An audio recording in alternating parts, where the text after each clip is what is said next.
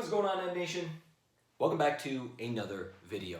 Today, guys, we're going to address this recent statement that was put out by the Pokemon Company addressing the lack of product availability and their response to it. Now, you guys have probably already seen a few videos on this particular topic and on this statement from some of your other favorite content creators. But from what I've seen thus far, haven't really addressed the underlying issues and what Pokemon is actually proposing in this statement. And I think there is actually a lot of good information to be garnered and derived from this particular response that Pokemon has had to the lack of products. So today we're going to go ahead and dissect every single paragraph of this statement that they recently put out, and I think you guys will have a better idea of exactly where we're positioned now and where we could be heading based upon this response that Pokemon has given. So right off the bat, if you guys haven't seen this already, here just a few days ago, Pokemon recently put out a statement addressing and giving an update on the Pokemon TCG product availability. Now, you'll probably also notice that it looks eerily similar to a statement that they put out earlier this year, back in February. So right here, you have the original statement that was put out back in February, and now we have down here the one that was recently put out. And what you will notice is that they are exactly the same. The exact same statement for the earlier this year as well as the one that was just put out. Exact same wording, exact same response, and this begs the question, right? Like, is Pokemon really addressing anything, or are they just basically kicking the can further down the road? So let's go ahead and break it down. As I said, we're going to jump through every single paragraph and address each of the things that they've said from here. So right off the bat, the very first paragraph says, "We're aware that some fans are experiencing difficulties purchasing certain Pokemon trading card game products due to very high demand and global shipping constraints impacting availability." Yeah, very true. "We understand this inconvenience can be disappointing for fans, and we are working to address it where it is in our control." Now, when you read that initially, it kind of just seems like hyperbole, right? Just throwing it out there, just a general statement, a perfunctory statement, doesn't really mean a whole lot. But when you actually dig into that, really what they're talking about is the larger macro economy. And I think this is so important in understanding where we're currently at, not just in TCGs, but really the economy as a whole in the United States and abroad, globally. This is something that we really have to address here. Now, why are we experiencing such horrible shipping constraints, supply shortages, all of these different things? Well, the first big thing here that we have to discuss is labor shortages, right? This is something that is going to impact every single industry, and I've witnessed it myself. I'm sure you guys have as well, where the labor shortages, it has that trickle down effect across every single industry. Recently for me, I've seen it in housing, just trying to get projects done around my home. We're looking at months and months into the future before we can even get started because there's just a lack of the workforce, there's a lack of manpower. Recently, back in, I believe it was early August, ordered a table for my home that was supposed to be in within a few weeks. Well, we just got it in now. So it's not just TCGs, it's not just Pokemon. This stuff does not just exist in a vacuum. This is really economy-wide. So let's go ahead and just jump into why we're seeing this. Some of the big factors that are leading to, first of all, the labor shortage. The big one, right off the bat, obviously the first thing that you're probably going to jump to is the pandemic, COVID-19, everything that has transpired because of that. But actually, this would have started prior to COVID and would have been an inevitable fact to a certain degree because of the baby boomer generation and them retiring. So we already had an anticipation that there was going to be a certain degree of labor shortage because we had such a vast majority of people that were going to be retiring from the baby boomer generation. And what a lot of people did that were in this demographic once COVID hit and a lot of them were either temporarily laid off, furloughed, working from home, a lot of them just decided, you know what, I might as well just go ahead and retire now. So where maybe they would have been retiring a year from 2020, 2 years, 3 years, 5 years, what have you, they said, you know what, I might as well just go ahead and retire now. And that just exacerbated the lack of workforce and being able to fulfill those positions that we had full expectation were going to need to be fulfilled in the very near future. So now we jump into the actual pandemic and the ramifications that have been caused because of COVID-19. The first one that we have to talk about for the labor shortage is stimulus versus wages. This is something that we're still seeing right now, where a lot of people have decided that either they're still receiving stimulus and have basically come to the conclusion that they're making more money by being on unemployment or receiving stimulus benefits than they would otherwise be earning a wage, especially for low-income workers, minimum wage workers. A lot of them have decided, you know what, it's actually more fortuitous for me to stay home, to continue to earn these stimulus benefits rather than going back to work. And they also weigh the cost-benefit scenario of, with COVID still an active thing, it would be better and safer for them to stay at home and earn those. Now, in much of the United States, a lot of these benefits have ended, but remember that TCGs, this is a global thing. It's a global supply chain, and there are still a big part of the world that are still receiving a lot of these unemployment benefits. I can think of just our next door neighbors, Canada, that are still receiving these. And so a lot of people have basically decided not to go back to work and to continue to receive a lot of these stimulus benefits. The other big thing is lockdowns. There are portions of the world that are still on lockdown and basically incapable of going back to work or for their economies to really start to ramp back up. One that comes to the top of my mind is Australia, where they're essentially in a police state right now, and so many people are basically confined once again to their home and can actually receive some pretty severe punishment for basically going against the rules of the land and trying to make something of themselves, trying to go back to work, trying to even go outside for that matter. So lockdowns, still a very real thing that is inhibiting a lot of the world economy. The other one, work-enforced mandates.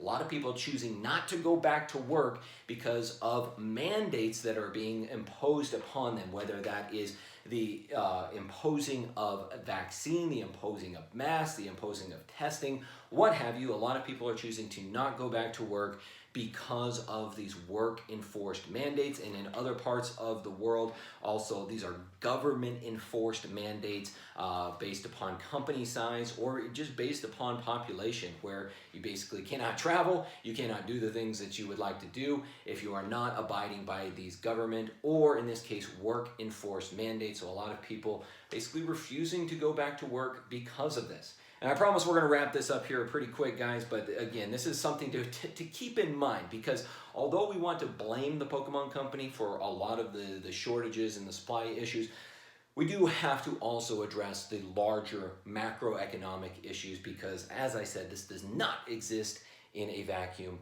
We have to take all of this into consideration. The last one that I have here for the labor shortage issues is more people working for themselves. So recently there was an article came out, I believe in early September, discussing this very issue of why we're seeing such large labor shortages. You guys have probably driven around. You've seen the hiring signs everywhere, right? Everybody's hiring, but nobody's going and taking those jobs. And what a lot of people learned during the pandemic is that with all of the associated and extraneous costs that go into commuting to a job, going to an actual physical workplace, childcare costs, transportation, all of these different things, a lot of people found a way to make the same amount of money by working from home or creating their own side hustles, their own side businesses, than actually going into a physical place of work. And so what you're seeing now is a big exodus of people who are leaving their jobs and working for themselves, working from home, also coming to the realization that they have more time to spend with their families, to do other things that they enjoy, or maybe just to take a hiatus from work. A lot of people have also saved up a good amount of money from the stimulus that was given out during the pandemic and are now just essentially living off of that stimulus and basically just taking a short reprieve from work. So those are the big things, in my opinion, that are leading to the labor shortages. The other thing on the other side of it is the supply shortages. All of these things are going to lead to supply shortages. But the big things that are really contributing to this particular area is that it really extends across all industries, right? It's not just Pokemon. Again, it doesn't exist in a vacuum. This is really extending across all industries. Again, like I said, I've seen it in real estate. You can see it in manufacturing, all of these different things. I mean, even to food. I don't know if you guys have noticed, but I'm not seeing as much food on the store shelves anymore. I'm seeing a lack thereof, in fact. And that whole supply chain has really permeated throughout the entire economy, throughout all industries. And a lot of this is due to the fact that we are now a globally dependent economy. If you look at Pokemon and you look at these particular products, especially things like elite trainer boxes, a lot of the things that come in these products are produced in other countries, namely China, right? All of the other products that are included in there are produced in other countries. And so when you've got constraints and sometimes even more constraints coming from other parts of the world, and you're trying to distribute these products worldwide, that can create a huge bottleneck. And because of that, because we are so dependent upon other countries, all of us, no matter where you're at, no matter where you're listening to this, you are more than likely dependent upon another country to be able to produce a lot of these products, to import these products. And because of that, we're seeing huge constraints across the entire world economy. So again, wanted to address those macroeconomic issues because it gives you a better idea of everything that's going on. And again, that this isn't entirely Pokemon's fault. But now let's go ahead and jump back to Pokemon's statement and get into this second paragraph, because this is where I kind of have to point the finger at the Pokemon Company. So it goes on to say, in situations where there is limited availability, we are actively working to print more of the impacted Pokemon TCG products as quickly as possible and at maximum capacity. To support this increased demand. Reprinted products are expected to be available at retailers as soon as possible. So the big thing that I want to pull from this particular paragraph is what really constitutes impacted products and for how long. So the one that comes to mind for most people when we're talking about impacted products is going to be the most recent release, right? Probably Celebrations. That's a set that came to most of your minds when we're talking about impacted products. But when we look back at Pokemon's initial statement back in February, guess what was releasing right around that time? That was Shining Fates, right? And when they released that, impacted products, Shining Fates was definitely impacted. Did we really see much for reprints with Shining Fates? Have we seen subsequent reprints, subsequent waves with Shining Fates? No, not at all. Not at all. There's been a very small little restock that we've seen with Shining Fates, which has contributed to some of that price drop that you've seen on things like the Elite Trainer boxes. But there has not been really any reprints for Shining Fates. So when we think of Celebrations, we're thinking in the immediacy. But if we go back to the initial statement and every set that released thereafter, we really don't see this actually transpiring. Let's move forward to Battle Styles, right? Now, Battle Styles, the first wave was highly allocated, as you guys might remember.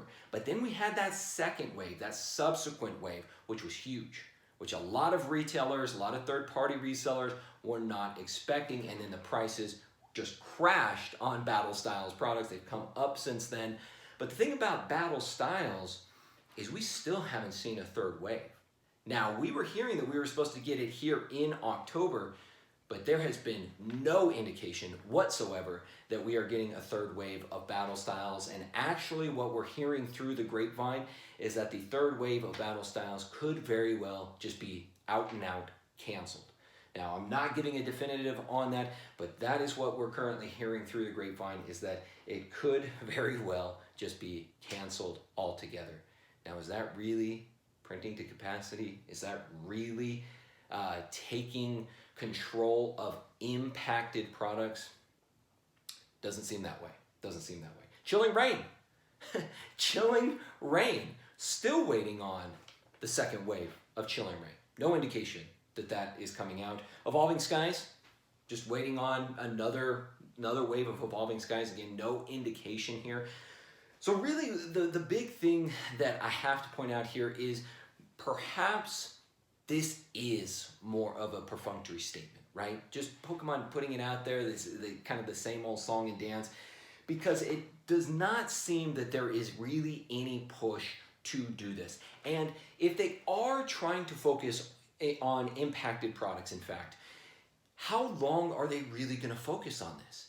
If we move forward, and we'll get to the next paragraph here shortly, but if we move forward, we actually see that the supply issues just keep getting worse and worse and worse. As we move on to Fusion Strike, as we move on into the beginning of next year, it just gets worse and worse and worse. So if you cannot focus and you cannot handle the current release, what makes you think that you're actually going to go back and restock, reprint, whatever you want to call it, rewave any of these previous impacted, because they very much are, any of these previously impacted sets? It just does not seem likely.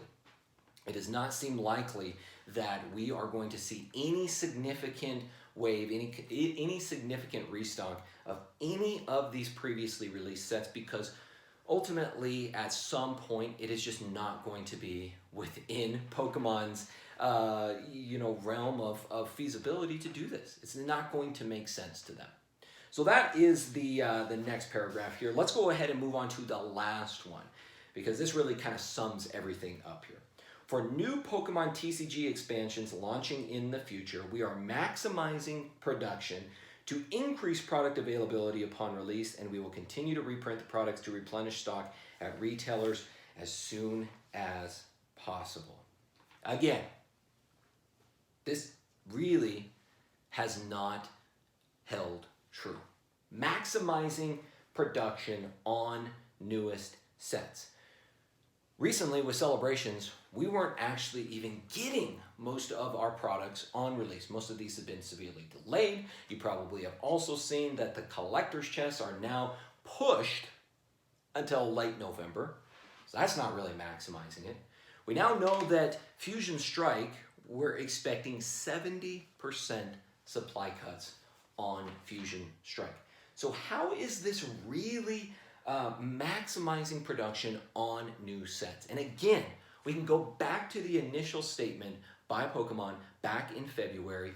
Every single one of the sets that were subsequently released after that statement, we never really saw it. And we continue to not see this in the industry. We're not seeing subsequent waves. We're not seeing subsequent restocks. So when does it actually transpire? And how long can we reasonably expect for a reprint to take place? Again, we have about that 2-year rotation period where a set just goes out of rotation. It's not feasible in the actual competitive play arena. So in essence, what good does it do after a certain amount of time? I mean, we're getting to the point now with sets like Vivid Voltage, Shining Fates. You go back even earlier, Darkness Ablaze. Do we really expect to see reprints on those when we can't even get these subsequent waves for some of the last 3 or 4 sets that have been released? So again, what I want to wrap up with here is that we really have to tailor our expectations, right? We really have to tailor it, and we really have to come to the understanding both from the players, the collectors, the business people out there, the resellers, that this just very well may not happen. And it may not happen for quite some time until perhaps the larger macroeconomy starts to level itself out. And I can't tell you when that's going to be. I thought it would have been by now, but it certainly does not seem to be the case. And so we could very well move into the latter half of 2022 before we start to really see anything start to resolve. And I think even when it does start to resolve, so much time will have passed that 2-year window, sort of that window that we all talk about, I think that will have passed where Pokemon just does not see it within their realm of financial ability to go back and reprint any of these. It just does not seem likely. Now, with all of that being said, the thing that I want to touch on here today that I don't hear anybody else talking about out there is what actually happens when all of this comes to pass, when the economy turns around, when they're able to print to demand. Nobody's really talking about that, right? Everybody just thinks, oh, we're all going to sing Kumbaya and everybody's going to have this plentiful amount of product and businesses are going to soar. But is that really actually going to be the case? Because is an abundance of supply really going to satisfy us?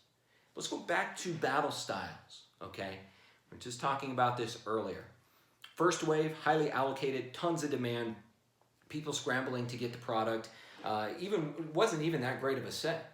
But because of that sort of evolutionary economic philosophy of whenever there is a perceived or real scarcity, there will be an increase in demand, just based upon human psychology, right? But when that second wave came out and there was an abundance of supply, nobody touched it. Nobody wanted battle styles. Nobody was collecting it. Nobody was buying it. Nobody was trying to flip it. And the prices crashed. Now, this also includes the resellers out there. Guess what happened? When there was that abundance of supply, guess what everybody started doing? Undercutting, undercutting, undercutting.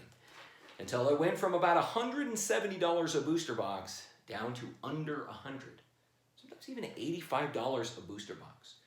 With resellers and stores just trying to relieve themselves of a lot of this product that nobody was taking. Okay, so this is something to keep in mind here, is that just because we return to this is not necessarily going to be fruitful or a good thing for a lot of people out there. So the stores, let's talk about them. The stores, are you going to be satisfied?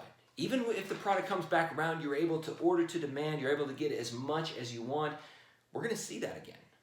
When you are basically creating a business around margins and you are competing against everyone else out there for margin, and especially online, but even brick and mortar stores out there, when you're competing against everybody else on margins, everybody's going to want that lower price. And eventually you're just going to go lower and lower and lower and lower.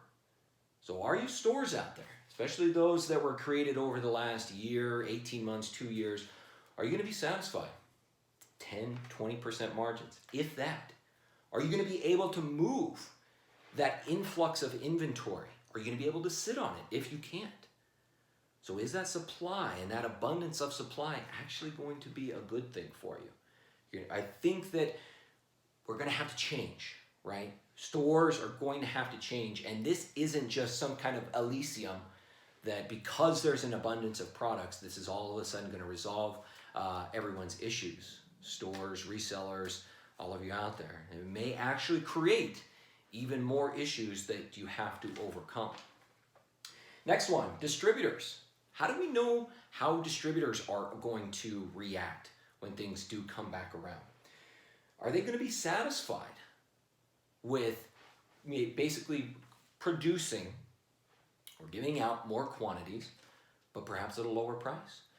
Stores aren't going to be happy if a distributor is charging the same prices, but they're receiving more products, right? They're going to expect a lower price per item on that because of the abundance or the increase in supply that they're purchasing from their distributors.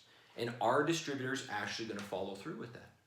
Are they going to bring that price down according to the increase in supply? Or are they going to keep prices the same and continue to push you in the direction where, hey, you want this particular product? Well, you still got to pay this price, but now I need you to take more of this. Pokemon's producing more of these products that aren't quite as desirable, and in order to get this, you have to purchase 2 times, 3 times more of this particular product. How are distributors going to respond to this? Are they going to keep those prices the same? Are they going to lower them with that increase in supply? That will be a very interesting development to see that actually transpires, because ultimately what's going to happen when you are competing on margins and you're competing against a large group of individuals, a large group of other business entities out there, ultimately the margin game is always going to undercut, and you're going to have to be able to find a way to thrive in that particular market, and especially if distributors are continuing to maintain the same type of business model that they are in these high demand, low supply times. So all in all, guys, I have to say, with all that being said, the possibility, not even the possibility, the inevitability that this will all turn around, you have to ask yourself, as a collector, as a player, you'll be fine, right? You'll be able to find products on shelves. And you also have to think to yourself, are you going to be buying as much as you are now in those particular times? Again, taking that Battle Styles instance, that Battle Styles sort of data point that we went through as an example. If Pokemon Center now, let's say, is limiting you to 4 products, a limit of 4, would you be as inclined to buy that many products if there was an unlimited supply, right? Or is that perception of scarcity leading you to buy as much as you can right now? And how is that going to trickle over when things do go back to normal, when there is an abundance of supply? How is that all going to play out? From the collectors, to the investors, to the players, to the stores, to whomever, right? I feel fortunate in that I do think that the business model that we have with something like PokéRealm is very, very sustainable, because no matter what, you're always just selling at the bottom, whatever your at cost is. And even if distributors do start to open up to new resellers out there, there's a lot of extraneous factors that go into working with a distributor. As I was saying before, there's the red tape that you have to cut through. There is the strong arming of, hey, you want this product? Well, you got to take a bunch of this. And if you don't have the capital to do it, guess what? You don't get any of it, right? Whereas something like PokéRealm, the more supply that we get, the happier our members are, and you take what you want, right? You take what you want. You're not strong-armed into anything. So right now, it's tough for us. It's tough for a business like PokéRealm because of the lack of supply. It's tough for everybody out there. But as things turn around, I'm telling you right now, there is not just a light at the end of the tunnel that will just bestow its greatness onto all of us and we'll all be happy. It will create new issues out there, and I think we all have to be prepared for that from the top down. We all have to be prepared for that. So guys, let me know what you thought of today's discussion. I apologize if the audio wasn't that great. I'm currently rearranging the office, and getting some new audio equipment in here. So again, apologies if the audio was not up to par. But again, let me know what you thought of today's discussion. We're going on about 30 minutes here. So I think there's a lot to pick out of this conversation, and I'll also be interested to hear all of your opinions and your thoughts down in the comments below. Other than that, guys, I will see you all next time. My name is PokéNav. I'm here to help you navigate the world of Pokemon one video at a time, and I will see you all in the next video.